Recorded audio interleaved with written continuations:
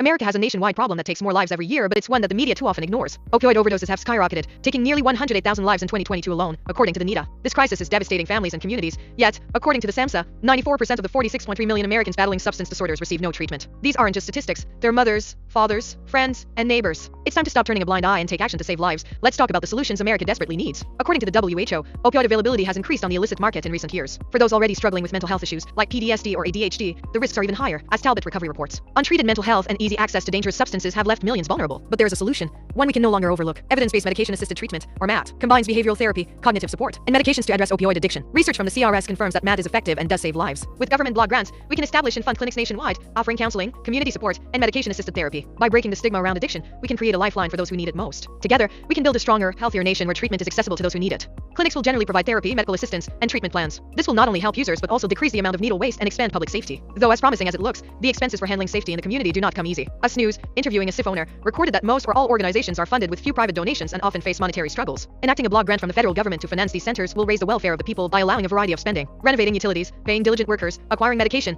and many more will improve the infrastructure and community. Humanizing the situation and understanding that opioid addiction cannot stop by just stopping will also fight the issue. Instead of shaming people with this disorder, using stories of recovery and giving support to seek help from clinics will bring the outcome of an improved life. They will realize they too are individuals who need just as much help and care and are entitled to equal medical treatment. MATs are a better alternative which adjusts tolerance, establish disease-free injections, satiate cravings, and overall prevent overdose. The National Safety Council and ASM advocate for this implementation, with both having thorough recovery plans to keep users accountable to better their behavioral and social life, and as well as making the treatment available to anyone of any background who is struggling. The National Safety Council especially would have 4 major dimensions to recovery: provide multiple evidence-based treatment options, and ensure that there are no barriers or inequity during treatment. Just quitting will not be enough. Addictions are not stopped overnight. So with the use of MATs, it will gradually provide a cleaner space for the person mentally, physically, and environmentally. We as a community need to help people in need, to change the harmful stigma and acknowledge their struggle. Fund clinics with federal block grants from Congress to provide resources and see a visible improvement in the environment and welfare. Bring more awareness to the use of MATs and interest groups for combating the crisis by concentrating on recovery and regulation. Support change. Support resource funding. Support people.